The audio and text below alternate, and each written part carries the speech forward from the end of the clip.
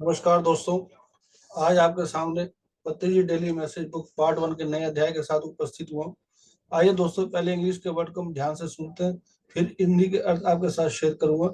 Non moksha, the soul constantly shift between the moksha and the non moksha as body mind it is in the natural non moksha state, as mind soul it is in the natural moksha state, as body mind soul it is in both the states simultaneously, knowing or unknowingly.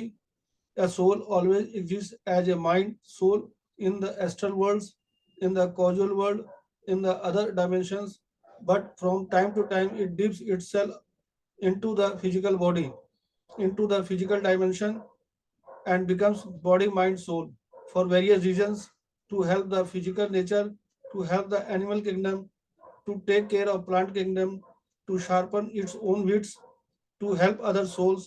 All there do happen in the non moksha confusion state. आइए दोस्तों, इसको हम दोबारा सुनते हैं। Non moksha, the soul constantly shift between the moksha and the non-moksha, as body mind it is in the natural non-moksha state, as mind soul it is in the natural moksha state, as body mind soul it is in both the states simultaneously, knowing or unknowingly. A soul always exists as a mind soul in the astral world, in the causal world, in the other dimensions. For time to time it dips itself into the physical body, into the physical dimension, and becomes body, mind, soul for various reasons. First, to help the physical nature. Second, to help the animal kingdom. Third, to take care of plant kingdom. Fourth, to sharpen its own wits. Fifth, to help other souls. All there do happen in non moksha confused state. आइए दोस्तों, इसके हिंदी के अर्थ को बड़े ध्यान से सुनते हैं। गैर मोक्ष, आत्मा लगातार बीच में बदलती रहती है। मोक्ष और वह गैर मोक्ष के रूप में शरीर मन में है। प्राकृतिक गैर मोक्ष अवस्था मन आत्मा के रूप में यह प्राकृतिक मोक्ष अवस्था में है। शरीर मन आत्मा के रूप में यह जाने अनजाने दोनों अवस्थाओं में एक साथ है।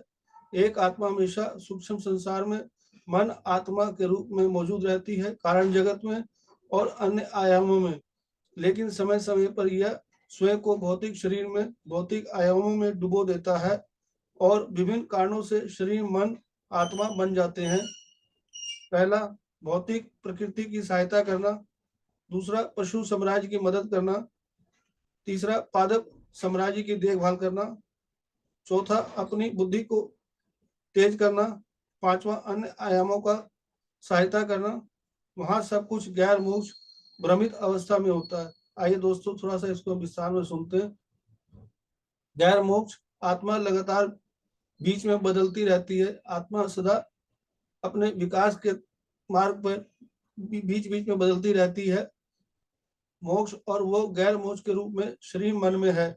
मोक्ष और वो गैर मोक्ष जो है के रूप में शरीर के में है, मन में है। शरीर के मन में गैर मोक्ष और मोक्ष जो है दोनों एक साथ साथ रहते हैं, उसके बारे बता रहे हैं। प्राकृतिक गैर मोक्ष अवस्था मन आत्मा के रूप में ये प्राकृतिक मोक्ष अवस्था में है। प्राकृतिक मोक्ष अवस्था जो है उसके बारे में बता रहे हैं कि प्राकृतिक गैर मोक्ष अवस्था जो आत्मा के रूप में जो प्राकृतिक मोक्ष अवस्था में है उसके बारे में बता रहे हैं। शरीर मन आत्मा के रूप में वह जाने अनजाने दोनों अवस्थाओं में एक साथ है। शरीर मन आत्मा के रूप में वो जाने अनजाने एक साथ दोनों हैं, उसके बारे में बता रहे। एक ही अवस्था में दोनों साथ साथ है। एक आत्मा हमेशा सूक्ष्म संसार में और एक कारण जगत में और आयामों के में सदा उसमें आत्मा रहती है, उसके बारे में बता रहे हैं। लेकिन समय समय पर वह स्वयं को भौतिक शरीर में लेकिन समय समय पर भौतिक शरीर में भौतिक आयामों में डुबो देता है। आत्मा के बारे में यहाँ बता रहे हैं, समय समय पर स्वयं को भौतिक शरीर में भौतिक आयामों में अपने आप को डुबो देता है और विभिन्न कारणों से शरीर मन आत्मा बन जाता है। जो शरीर मन आत्मा जो बनते हैं उसके कारण के बारे में बता रहे हैं कि जो विभिन्न कारणों से वे बन जाते हैं। पहला, भौतिक प्रकृति की सहायता करना, नेचर की माने उसकी मदद करना। पशु साम्राज्य की मदद करना, पशु के बारे बता रहे उन सभी को मदद करना, उनका देखभाल करना। उनके प्रति करुणा रखना, प्रेम रखना, उसके बारे में बता रहे हैं। पादर साम्राज्य की देखभाल करना, अपने बुद्धि को तेज करना, अपनी बुद्धि को तेज करने के बारे बता रहे हैं। हम जब नियमित रूप से ध्यान करेंगे, स्वाध्याय करेंगे, संजय संगति करेंगे, उसके माध्यम से हमारे बुद्धि का विकास होगा और तेज होगा। ये मैं स्व अनुभव से बता रहा हूँ। जब प्रापंचिक जीवन में रहते हुए जब ध्यान में प्रवेश नहीं किया, जब ध्यान में प्रवेश किया तो बुद्धि का विकास बहुत ही तीव्र गति से हुआ। और हमें इस चीज को अनुभव करना चाहिए, नियमित रूप से ध्यान करना चाहिए, प्रतिदिन ध्यान करना चाहिए, स्वाध्याय करना चाहिए और संजय संगति करना चाहिए। अन्य आत्माओं की सहायता करना, यहाँ पे 35 में अन्य आत्माओं की सहायता करने के बारे में जो बता रहे हैं कि हम ध्यान लोगों को सिखाएं, ध्यान के जो फायदे हैं उनसे उन लोगों को अवगत कराएं, स्वाध्याय के बारे में बताएं और संजय संगति के माध्यम से अपने अनुभव को उन लोगों के साथ साझा करें और उन ध्यान के जो फायदे हुए हैं उन लोगों को हम अवगत कराएं। वहां सब कुछ गैर मोक्ष की भ्रमित अवस्था में होता है। वहां पे जो भी होता है वो गैर मोक्ष की अवस्था में, भ्रमित अवस्था में होता है। उसके बारे में दोस्तों बता रहे हैं।